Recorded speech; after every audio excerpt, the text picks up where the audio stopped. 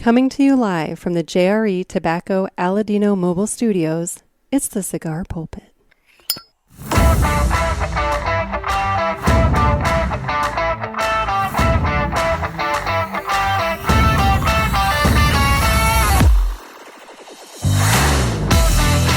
Hello, everybody, and welcome.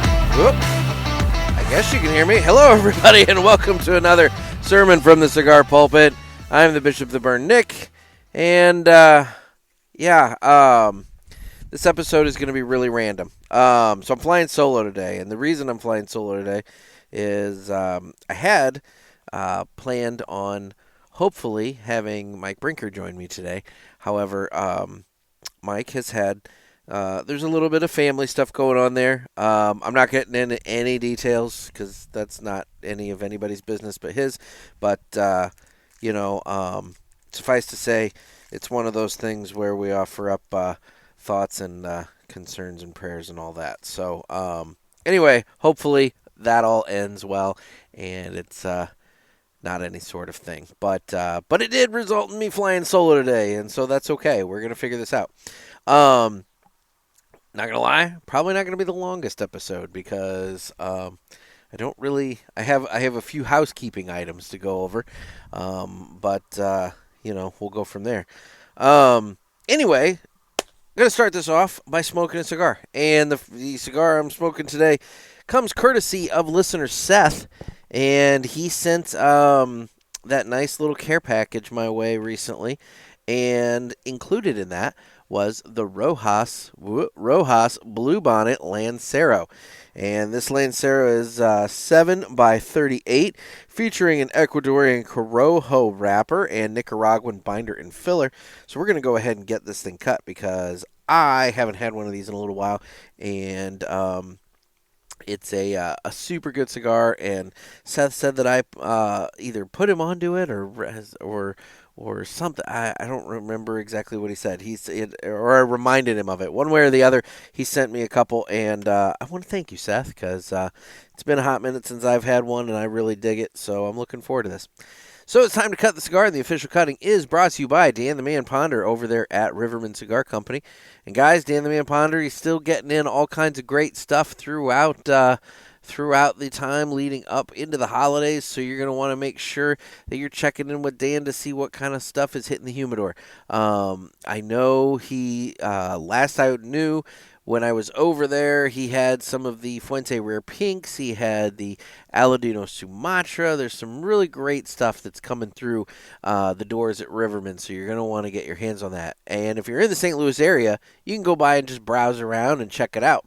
If you're not, he does mail order, so you can give him a call. Miss Cindy or Dan or Little John will take your order right there over the phone, and they'll get those cigars shipped out to you right away, and then that way you can be enjoying a nice selection from Riverman Cigar Company yourself. It's Riverman Cigar Company of Crestwood, Missouri, and with that, it's time we go ahead and cut the cigar. So I'm going to give this just a little straight cut at the end there. Take that off. And we have a slightly closed cap. It's not completely closed, but a little bit of a closed cap there. So we'll see if we can get some cold draw. And this cigar, I get that nice kind of dried blueberry, ironically. Kind of thing off of it. It's like a dried fruit, dried berry. And I'm going to say blueberry because it's a bluebonnet. And maybe that's my impression based off the band, but that's what I'm going with. I'm going with the blueberry. So we're going to get this thing fired up and going because I have a few things to get into.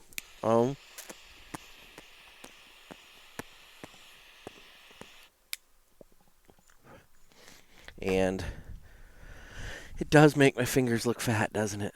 Anyway, that's a joke. Anyway, so starting things off, I want to start off by pointing out that the Parishioners Top Cigars of 2023 list. Last year, if you recall, we did a Parishioners Top cigars of 2022, and that was kind of an impromptu thing. What ended up happening there was, we talked on the show about various top whatever. Hey, there it is. I wonder if that totally impacted the stuff from earlier. Sorry, something was like hearing weird, and anyway, so well, if the front half of the show sounds like shit, then I'll know why. Um, anyway, um, where was I? Oh, top list. So, the parishioners last year, it was one of those things I was talking about, the cigar aficionado list and the cigar journal list, and we were talking about these top cigar lists. And in the Facebook parishioners group, somebody suggested, and I'll be honest, whoever it was, I'm drawing a blank right now, so I apologize for not giving credit where credit's due. But we had a parishioner reach out in that group and basically say, we're hearing about all these other groups. Why the hell don't we do our own? And I thought that was a great idea, so we kind of promoted it, encouraged it, and kind of got it going. And what ended up happening was the parishioners commented. They made their suggestions. They nominated cigars in the comments on Facebook there. And then after a period of time, the nominations were closed, and then we put out some voting, and the parishioners voted. And then we had a way of kind of weighing the vote, because everybody's got a ballot with, I think there were maybe 17 cigars nominated, and so you gotta have it as a weighted vote, so that and you were allowed to, I think, vote for your top 10. So you had to have a weighted vote system. So we did that, and by the time it was all said and done, it was the West Tampa Tobacco Black that took the top spot last year. And so this year we're gonna do it again. I was actually just texting with Nick Gervais last night, and Gervais, he and I were going back and forth. He's probably going to be a little irritated that I'm even bringing this up, but circumstances dictated that I had to have something to talk about. So we were talking about it last night, and details are still being finalized as to how this is going to work this year. It's going to be a little bit more organized, a little bit more streamlined, and a little bit more put together. Last year was definitely slapped together at the last minute and done quickly. But this year we've got a little bit of time. We're gonna get it all put together nice, and we'll be unveiling that in the parishioners group and other various places here shortly. But I did want to go ahead and bring it up so that everybody can start thinking. Pardon me, I had a tickle in the throat. That way everybody can start thinking about what cigars they want to nominate, because that's the thing that's coming up here. The first round of this is going to be nominations, and so you're going to want to think about what cigars you want to nominate for the top cigars of the year. Now, unlike other top lists of the year, we have decided that we are not going to limit it to just cigars that came out this year. Mostly because, quite frankly, we don't have a way for everybody to try everything. Availability is limited, and I don't mean that from a limited series kind of standpoint, but I mean West Tampa, for example. That's a good one. It was our top cigar last year. It's a really new brand, and so it may not have a footprint in as many cigar shops as it realistically should. And so it's one of those things that maybe people haven't tried it as much. And so we didn't want to limit it to just cigars that came out this year, because if that's the case, you could end up where you have a lot of nominated cigars that nobody's ever had. So we wanted to keep it open. So what it's going to be is going to be basically just all cigars. And But the criteria that you're considering when you're nominating this is cigars that are new this year, or cigars that are smoking good. For example, the Rojas Bluebonnet Lancero didn't come out this year, but in my very little bit that I've been smoking it so far, it's smoking well. So if you like it, you can nominate that. It's just one of those things. It's kind of an open list. We don't take it quite as serious. We don't have nearly as many qualifiers and everything like that. This is just of the parishioners. What cigar is our top cigar of the year? It can be something that came out 20 years ago that's still smoking wonderfully. It is what it is. So be thinking about your nominations, because that'll be coming up here soon. And from there, we'll generate the list and we'll get going with some voting, so that we can be unveiling the Parishioners Top 10 of the year in the appropriate time frame. So, anyways, we got that out of the way. What else is on my list of things to discuss? There's a whole lot of stuff that started shipping to stores. And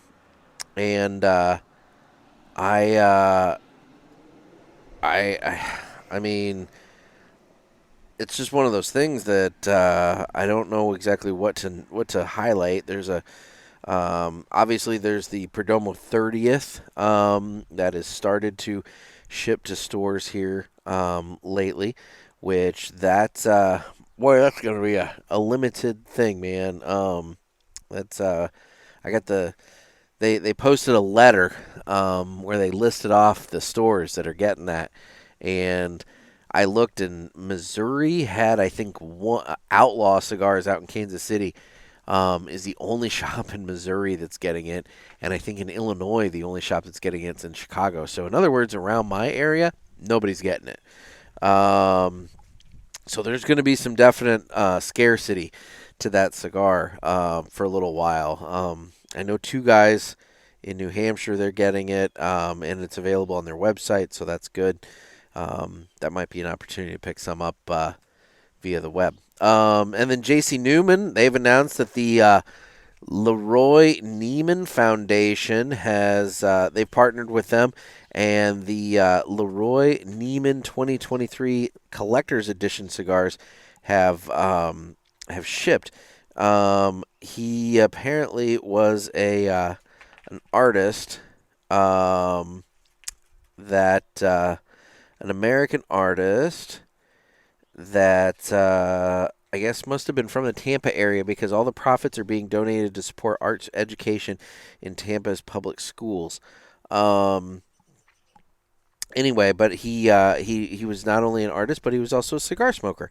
And so they have kind of collaborated and made a nice cigar that, if you look at the box, it has some of his art within the box and everything. And so it's a very nice little homage to Leroy Neiman's artwork and everything else. So that's kind of nice. I guess he was from New York City. He had a paint-spattered New York City studio floor. So, okay. So, yeah. There we go. New York. But anyway, so that's starting to ship. Plasencia has had a number of cigars ship lately, too. And so we got that going on. So, there's all kinds of good stuff. So, guys, this is the time of year that a lot of stuff starts hitting the stores. So, they're trying to get it in last minute, right before the end of the year, right before the holidays and everything. It typically starts in October, but, there's obviously some stuff starting to trickle out in November. So, I guess what I'm telling you is this is the time of year you're going to want to start watching the cigar shop, because there's going to be some new stuff coming in and hitting the shelves that you're going to want to try. Normally with a Lancero, I have to smoke slow, because otherwise it gets runs and everything. However, this one, I'm yakking and not paying attention. And I'm letting it go out. So I have the opposite effect going on here. Also, I apologize. People are blowing my phone up all of a sudden. Trying to get some stuff accomplished. And it's what, guys, all right, I'm going to rant for a minute. This is what everybody I know wants to hear. I'm going to rant for a minute. You guys are just kind of stuck in listening to me. The last 2 months of the year are the most useless freaking months because everybody's checked out. Everybody is checked out. Nobody gives two shits about anything anymore. And yet there are still deadlines that need to be met. There are commitments that need to be fulfilled. And it's the biggest pain in my ass when I'm the one that's stuck having to deal with that while at the same time dealing with people that don't want to do anything. And what I mean by this is I own a newspaper. Everybody knows that I own a newspaper. And I have ad commitments. People have bought ads for this time of year, okay? Not necessarily Christmas ads or things like that, but just whatever. Ads have been purchased. Literally, as I sit here, I have gotten a text message from an advertiser that has purchased ads that will be in next week's newspaper. Next week. Next Wednesday, the 22nd, okay? As I record here for Friday, on Thursday, so I mean, it's day before and whatever else. But the bottom line is, these are going to be in next week's newspaper. I still don't have the ad from them. They are on vacation until Monday the 20th. Monday the 20th is when I'm doing my layout this week because Tuesday is my normal layout day. But because of Thanksgiving, I normally would be printing on Wednesday, which is the 22nd. Thanksgiving is the 23rd. Normally, I print on Wednesday. I take it to the post office on Wednesday. It hits mailboxes on Thursday. It will not hit mailboxes on Thursday this week because of Thanksgiving. So I've pushed everything up a day. I've told her this. She's known this forever. But she took off from October 31st until November 20th from work.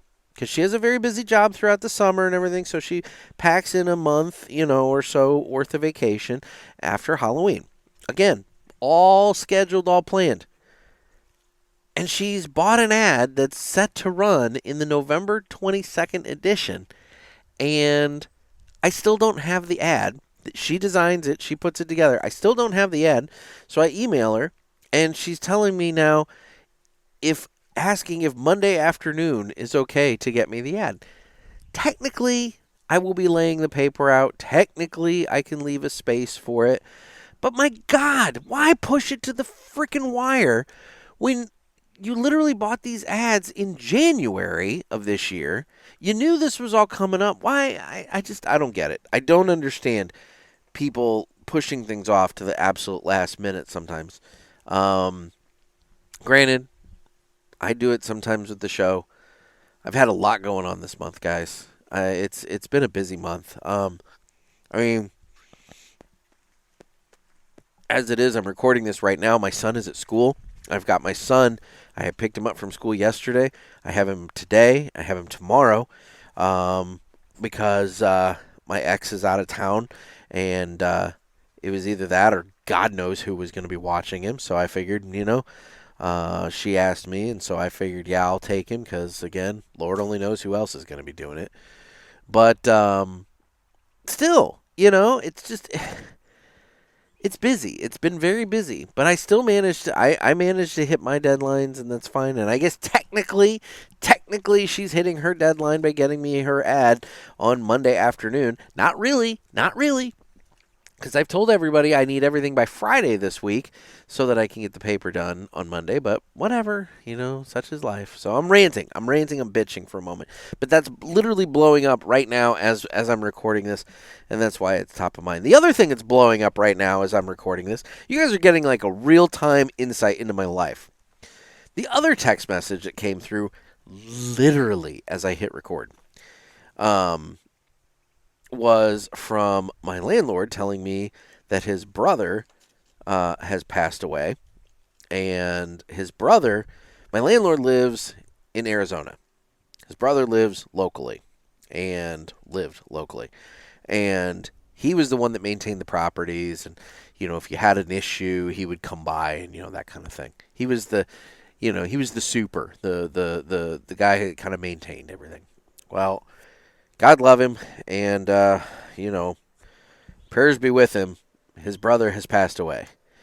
And so now, as I sit here, I get that text message from my landlord telling me that, and telling me that they will be taking time over the next few weeks to decide how to proceed. I'm not entirely sure what that means. What I do know is that I'm on a month-to-month lease. And I do know that they tried to put my building up for sale last year, and nobody bought it. But, yeah. I'm sitting here wondering, what my housing situation is going to be like now that my local contact for my landlord has passed away. So that's awesome. Got that going for me. It's just one thing after another, but we persevere. We push on. And we take time to enjoy a good cigar. Speaking of which, Rojas Bluebonnet. I do like this cigar so much. It's a nice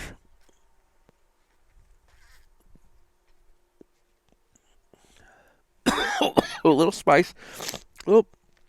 Pardon me, that was gross. A little something on the retro hair there. And just it's such a nice, good cigar. I've enjoyed it ever since it was first introduced to me. And normally I'm not a Lancero guy, but this one smokes really, really well in the Lancero. I've had it in other Vitolas. I don't care for it as much in the other Vitolas. I'm not saying that it's not good, but I'm saying in my personal opinion, I think the Bluebonnet Lancero is the one that just hits best. It's so good. But anyway, so why don't we get into something else here? I've ranted and kind of wasted time there with that, but so I'm sorry that I'm bitching about my advertising and whatever else, and that's the other thing. I'm trying to get stuff done early because again, the holidays, for example, last year I printed the week of Christmas and the week after Christmas, so that week in between Christmas and New Year's. I printed those two editions at the exact same time. You have any idea how hard it was to wrangle cats in order to get everything I needed for two editions at one time? And then I'm just hoping and praying that City Hall doesn't burn down or something that week because, well, paper's already done, so you can't really do anything. But I'm going to try and do that again this year because it was kind of nice having a week off. I mean, that's the thing. Nobody thinks about this, but I can't really take a week off with this job. I can't take time off. As it is with the podcast, I've had things.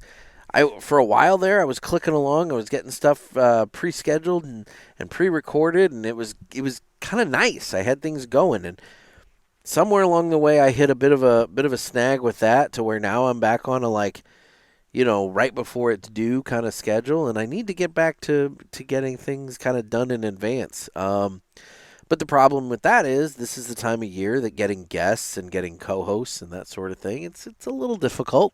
It's people are busy. The holidays are here. People have other commitments and that sort of thing, and I understand. It's what it is. So we'll have to see how it goes. I don't know.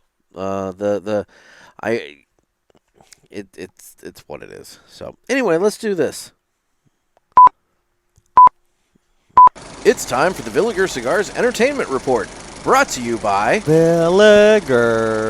Villiger Cigars, one of the leading cigar and cigarello manufacturers in the world, founded in 1888 and still family-owned and operated. Head over to VilligerCigars.com and check the store locator to find a shop near you that carries them. We guarantee that Villiger Cigars will be a wonderful addition to your humidor and cigar rotation. And guys, I do want to thank the fine folks at Villiger and Renee Castaneda because they have committed. They're going to come back, and we're going to do another year of the Villiger Cigars Entertainment Report. And so I want to thank them for their continued support and sponsorship of the Cigar Pulpit. And there we go. And then it's nice. It's always nice when people continuing and work with us more because big fans. So anyway, and then of course, obviously, there's Aladino and the Riverman Cigar Company. They're my stalwarts, and Nick over at My Monthly Cigars as well.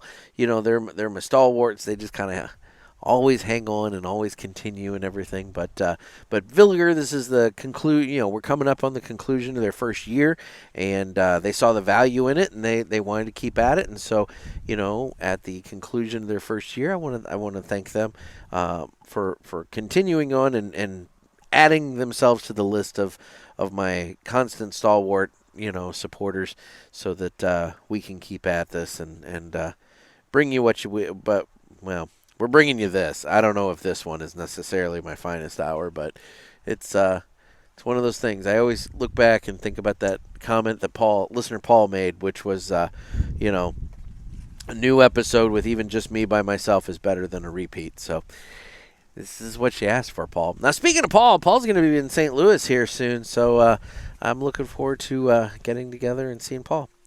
Anyway, it's time for the Villiger Cigars Entertainment Report. And what have I been watching this week? I saw The Marvels, the new Captain Marvel movie. And, it was a lot better than I thought it was going to be. I went into... Okay, so let me back up. I have been behind on the Marvel movies. After the second Doctor Strange, I kind of was like, God, I was burnt out. The TV shows weren't doing it for me anymore, and I kind of wanted to take a break. So I did. I did not go see Guardians of the Galaxy 3. I did not go see the third Ant-Man. I haven't really watched any Marvel TV, and so I just kind of took a break. Well, randomly sitting in the ice tent of love one night, having a cigar, I was like, what am I going to watch? I said, screw it. Let's throw on Guardians. So I threw on Guardians of the Galaxy Volume 3. And I really liked it. It was really good. It was a lot better than the second one. And the stuff with Rocket was so sad. But anyway, it was such a good movie. So then I figured, you know what? I've only got one more to catch up on. Let's catch up on Ant-Man. So I watched Ant-Man Quantumania. And that movie obviously fed into the greater Marvel movie puzzle that they've got going on, with Kang and this timey-wimey, wibbly-wobbly multiverse stuff they've got going on. And so it was okay. It was I knew that stuff was involved in it, and so I kind of went into it was knowing that. There were some decent parts, but it was not so much an Ant-Man movie as much as it was an Ant-Man movie that fueled the greater story. So, which is kind of how I felt about Doctor Strange 2. It wasn't a good Doctor Strange movie. It was just a movie that advanced along the larger story of the Marvel universe. And so it's kind of like, I don't know. I feel like movies are being made and they're being labeled as one character, but those characters aren't getting any growth. And I think, and that's the biggest problem, is that there's just not, it's shoehorned. It's just kind of one of those things where these movies aren't about the characters as much as they're about advancing along the storyline. So that's what I was worried about with the Marvels. First of all, I did not like the first Captain Marvel movie. I thought Brie Larson was a fucking robot. She was boring. She was kind of had an attitude, and she was angry, and just I did not like the first Captain Marvel movie. And then you had Monica Rambeau. She was from WandaVision, and she got her powers in WandaVision, the TV show. I was a little curious as to what she's been up to. Personally, it wasn't like enough that I was like, I'll go see it, you know. And then there's um, Kamala, I think was her name, Kamala Khan. I don't know, the girl from Ms. Marvel. That was a Disney Plus Marvel TV show. I didn't even watch that. I was not the target audience for that. I'm not criticizing the show. I've heard it was actually pretty good, but I'm not the target audience for that. That was skewed younger and skewed female and whatever else, and I wasn't interested. But she was in this movie, and so I'm like, all right, fine, I'm gonna go see her. And first of all, Kamala didn't bother me nearly as much as I thought she would based off the previews. Based off the previews, I thought she was going to be so obnoxious and annoying. She wasn't. She was fun. And her family was a little obnoxious, but she herself was fun. I actually really liked her as a character. Enough that I haven't gone back to watch it yet, but I'm probably going to go back and watch her show now. And the chemistry between the three women I thought was really good.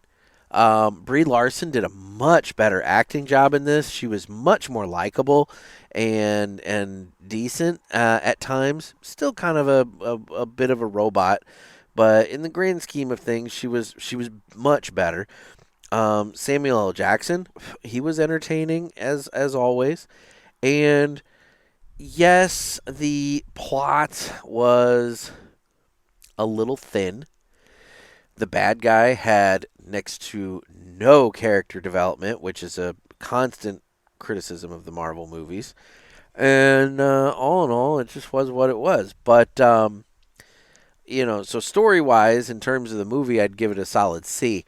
But in terms of the fact that it was a movie that advanced along the greater Marvel Universe storyline, it also managed to have some character development and growth. And so I was really happy with it. I actually walked out of there much more entertained and much more pleased after that movie than I thought I was going to be going into it. I went on a day, our local movie theater here on Tuesdays, they do $6 movies. And so I went and saw it for $6 because I was like, I'm not going to pay full price, but I'll go for $6. And it was good. I liked it. I dug it. And my God, it there was the post credits little thing that Marvel does. Holy crap! That I'll admit that hooked me. That hooked me back. I'm feeling back in the mood for the Marvel stuff again. Which is good because I now have a second season of Loki to watch, and I'm hearing that that's amazing. So I'm probably gonna have to sit down. I started actually watching it. I started watching the first episode of the second season of Loki. Got about 10 minutes into it, turned it off, and realized I need to watch the first season of Loki again because I don't know anything about what is going on right now. They waited entirely too long between the first season and the second season of that show for me to be able to remember what's going on. So I need to watch the first season again. But thankfully, I think it's only like 6 episodes, so I should be able to blow through that pretty quick. Otherwise, what have I been watching? I really haven't watched much else. Thomas the Tank Engine, because that's always what's on at my house whenever my kid's over. Used to be Storybots. Thankfully, he's moved on to Thomas. And so now I get to watch Thomas, but and I can recite some of those episodes by heart now. But all in all, that's fine. I can deal with it. And, there's some music. Max and I were singing along to the Thomas song about traveling the world the other night. So, they got the little words at the bottom with the follow the bouncing ball. So that's kind of cool, Otherwise, that's the Villiger Cigars Entertainment Report. And then in terms of my Rojas Bluebonnet, I'm not quite halfway. I'm digging it. It's a really good, solid cigar. I know I've done it on the show before, so if you want a more elaborate review, hopefully I gave one in the other previous episodes. I just got pegged by a leaf in the head. I was hit in the head by a leaf. I need to watch my phrasing there because, yeah, the other one has other connotations.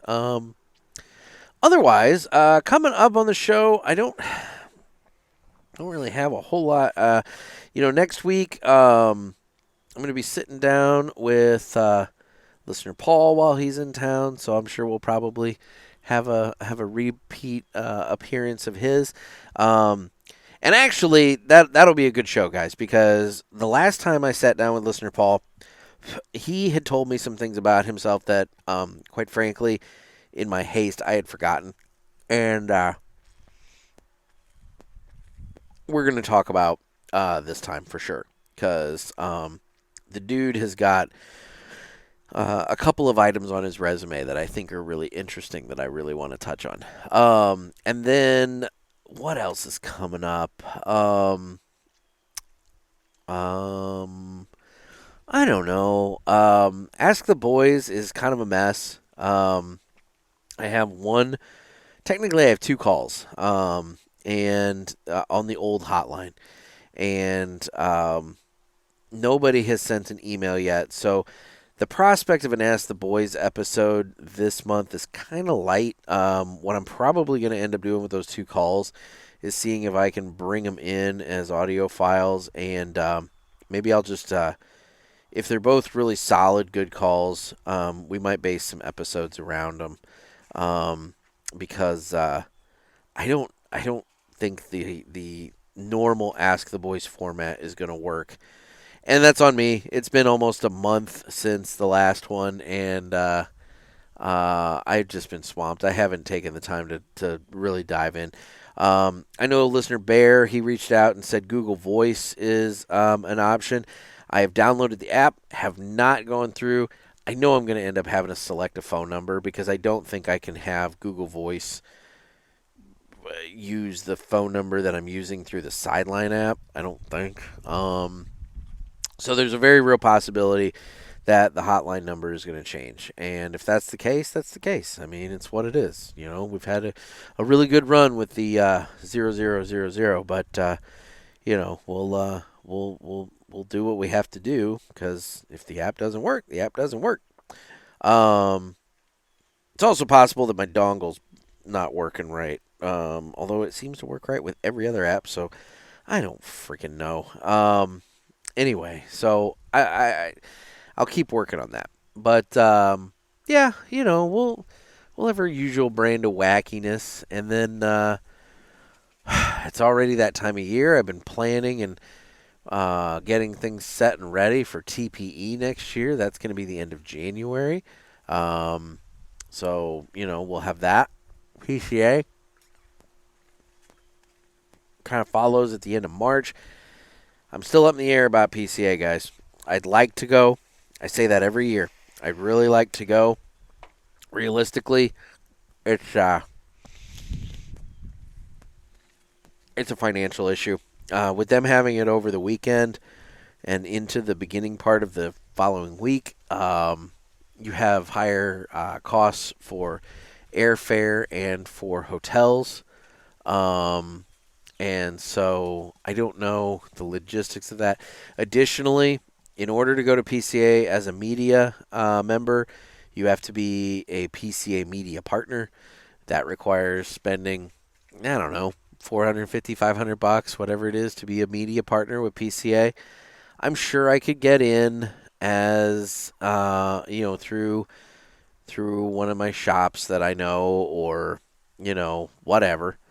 But I don't want to get anybody in trouble. Like if I'm going around doing media stuff, but I'm wearing a badge that says Ashen Ale, for example, or Riverman, for example, I don't want to get those shops in trouble because they let somebody in that shouldn't have been in, that kind of thing. So I don't want to do that. So I'm a rule follower. I like doing things on the up and up. So so that's the thing. I mean, for me to go to PCA, I'm looking at probably about $2,000 just to start. That's not even taking, that might include some food and whatnot. But I mean, like in the grand scheme of life, it's not going to be a cheap trip to go to Vegas for PCA, and that's right on the heels of TPE. So I don't know. We'll have to figure it out. Maybe if we get some more advertisers on the show or something like that. Speaking of which, I wanted to ask you guys. I'm just going to be blunt and ask. So I'm trying to find a way that I can offer up something of value to manufacturers that are of small brands that don't have big advertising budgets. Because you have the guys, like the big guys. You have the really big guys that have legitimate advertising budgets, and let's be real, they spend it. I mean, flip through any issue of Cigar Aficionado, and you'll see a lot of money printed on those pages. Those ads in that magazine are not cheap at all.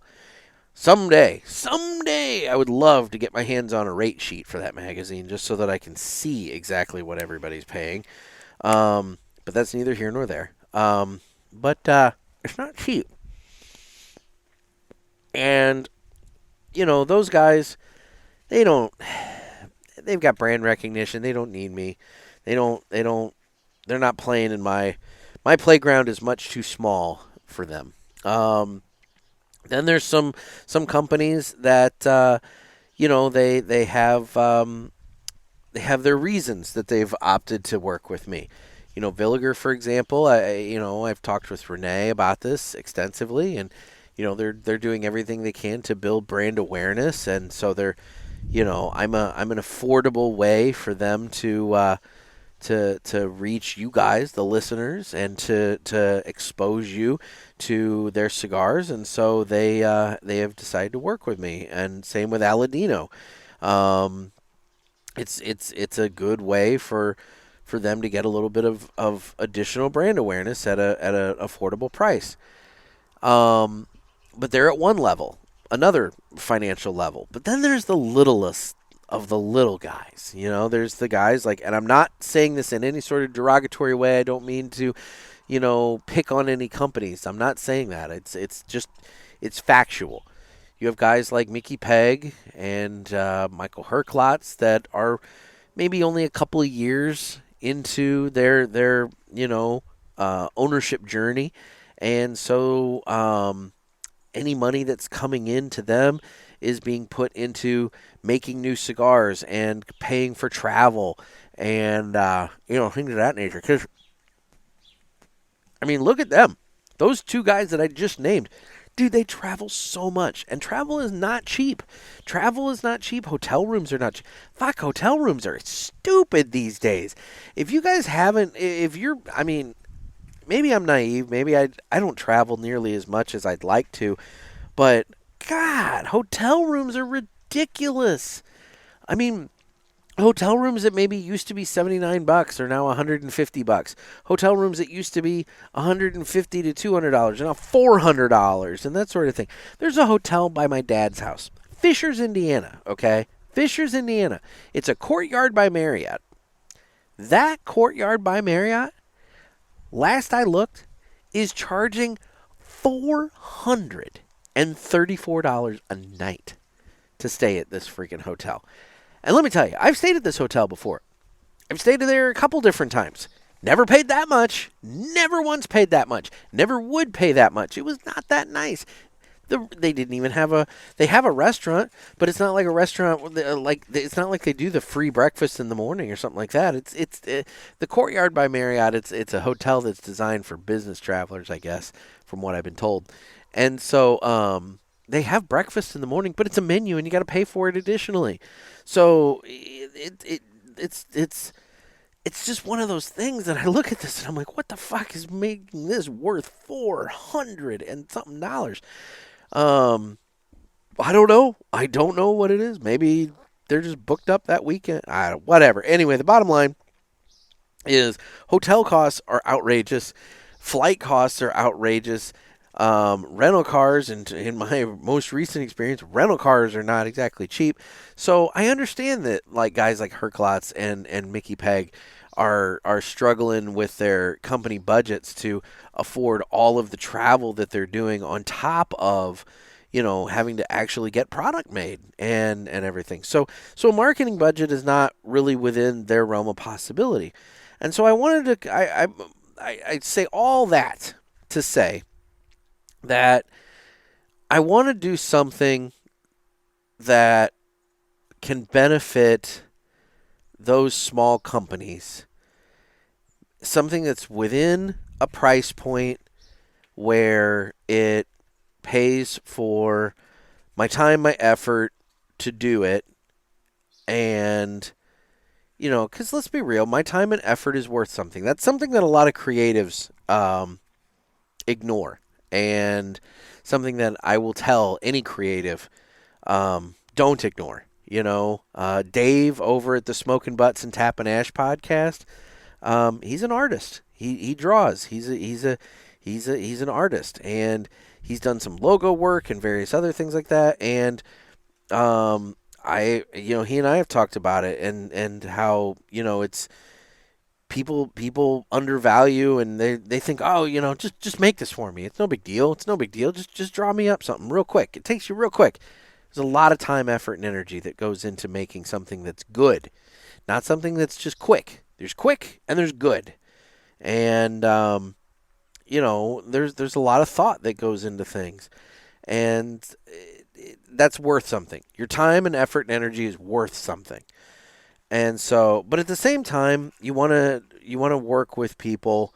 You don't want to just rob them blind. And that's something I've been always very proud of, both with my newspaper, and I try to do it with this podcast as well, is that I don't want to work with somebody that I don't want to just take their money. I don't want it to be a situation where I just take their money and they don't get anything out of it. I think I've told this story before on the show. I remember when Dan Ponder came to me and said, I want to advertise on the pulpit. And I sat down with him. I'm like, Dan, you're just one shop in St. Louis. I don't know what I can do for you. My listenership is all over the place, and I don't know what I can do for you. And it was when he told me that he did mail order, that's when I realized how I can help him. And thankfully, you guys have stepped up. He gets pulpit orders. He gets plenty of pulpit orders. Is it a direct 1-for-1 to where, is he profiting big off of the pulpit? Probably not huge, but maybe, if at the very least you guys that maybe don't have a lounge near you or a shop near you and you're considering to go online, maybe instead of going to any one of the big online cigar companies or sites, maybe instead of going to CI, maybe instead of going to Thompson's, maybe you consider calling up Dan at Riverman and saying, I know that I could get it cheaper on the wholesale sites, the CI and the Thompson's, but this is an opportunity for me to support a brick and mortar. I've talked about that in his ad. That counts for something, and so I appreciate that you guys do that. But I want to make sure that my advertisers get something out of it. On the flip side, I just don't know what to do. So I guess this whole ramble, I am rambling. I know I'm rambling. This ramble, what it comes down to is, if I were to offer up a very affordable priced advertising package to smaller companies, and what that package basically was a,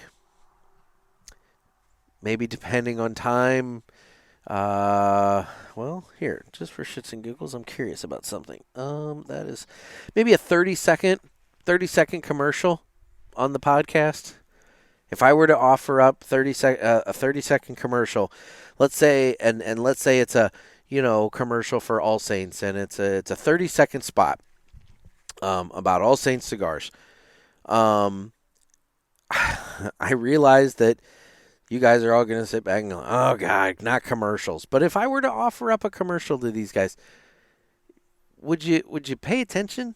Would you actually listen, or would it be like one of those things where it's like, fast forward 30 seconds and then you're back to it, I guess I just want to know, like, do you pay attention to that? Do you pay attention to the commercials? I know with the Cigar Authority, obviously the Jose Dominguez ad is broken through. This Aladino one they've got going where they're singing and whatnot's broken through. But I guess I'm just wondering if I want to make it worth their money. I don't want to just take money, using Mickey again as an example. If I were to go to Mickey and pitch this and he were to agree to it, I wouldn't want to just take his money just sitting back knowing that y'all are just going to hit fast forward. I want to make sure that he actually gets something out of it. So anyway, I guess that's where I'm at. Is I'm looking for some listener input as to how to integrate, but I also want to make sure that it's separated in terms of levels. Like, for example, Aladino and Villiger and Dan, they've agreed to one package, and I want them to get, realistically, I want them to get more than what I would be offering in this new package, because this new package would be cheaper, but at the same time, I don't want it to be on level, because that's not fair. If one is paying X and the other's paying Y, I don't want them to get the same amount of promotion out of it if they're not paying the same amount of money, if that makes sense. Anyway, I'm rambling. I'm bringing you guys in on behind the scenes crap that, quite frankly, I don't have figured out. And I'm doing that because I don't really have much to talk about today. So anyway, I probably ought to just go ahead and do this. This would normally be the time that I give some information about My Monthly Cigars, but I've hired that out this week, so take it away. My Monthly Cigars is a premium cigar subscription service. It comes in a variety of different size boxes at affordable prices. Use offer code PULPIT and get free shipping on your first box and 20% off any items in the online store at mymonthlycigars.com. That's offer code PULPIT. Thanks!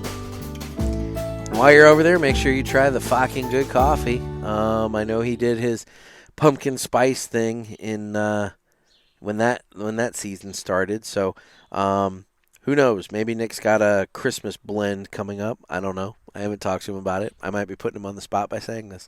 But even if he doesn't, he's still got the lounge blend. He's got the daily press, which is the pulpit approved blend. And guys, just get yourself some fucking good coffee and some cigars, and you're living a fucking good life.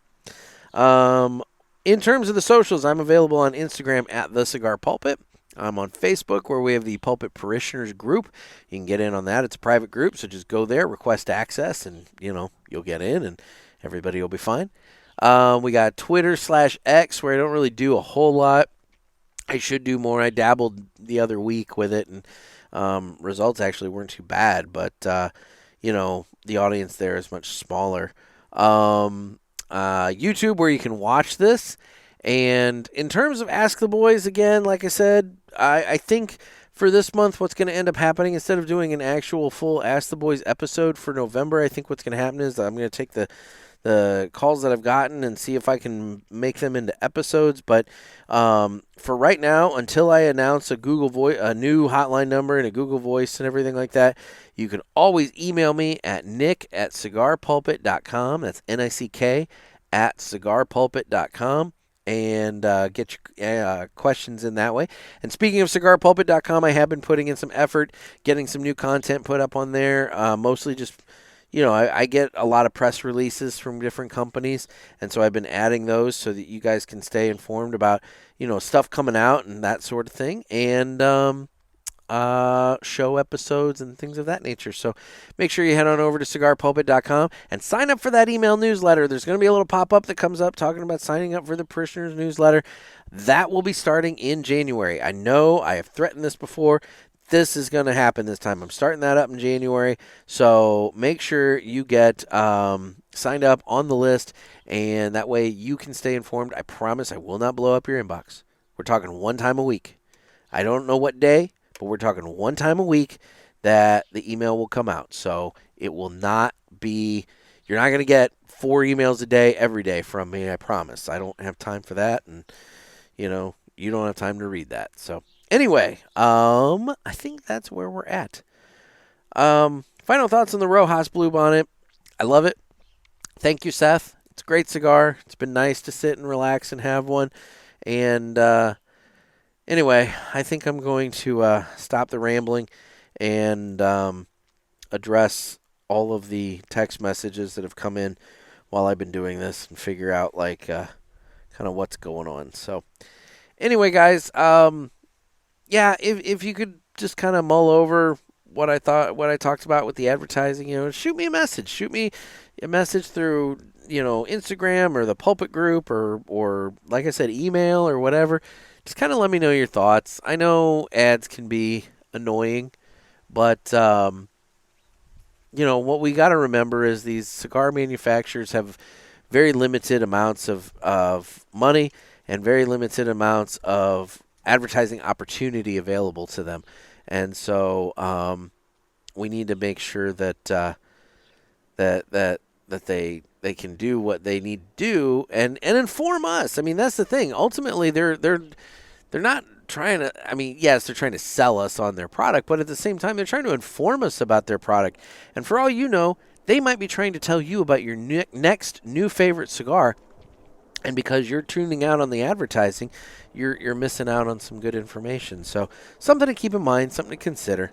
So anyway, guys, this has been another sermon from the Cigar Pulpit. I'm Nick. Everybody stay safe and stay smoky.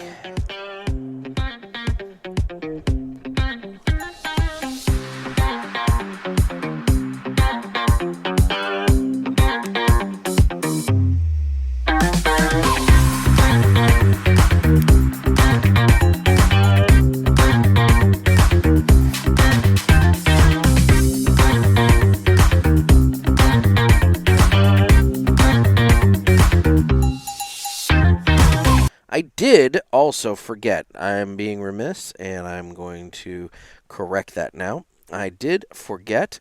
I wanted to give a shout-out to a gentleman who, on Instagram, goes by Personal Stash Cigars, and that's S-T-A-C-H-E, so like a mustache. Personal Stash Cigars. He has been messaging me, and we've been going back and forth and chatting about his ice tent. He has got himself an ice tent put together for his wintertime smoking enjoyment, and it's been fun to go back and forth with him about his ice tent because he's got, he lives up in Buffalo, New York. And it gets super cold and windy, and I'm curious to see how this works because I'll tell you, I put my ice tent through the ringer, with the St. Louis winters, but man, we don't get anything near like he gets there in Buffalo. So I'm very curious to know how his tent is holding up. But anyway, if you guys are also working on ice tents and things of that nature, let me know. I'm happy to give whatever limited advice and help I can give to help make your wintertime smoking enjoyable. All right, take care, guys.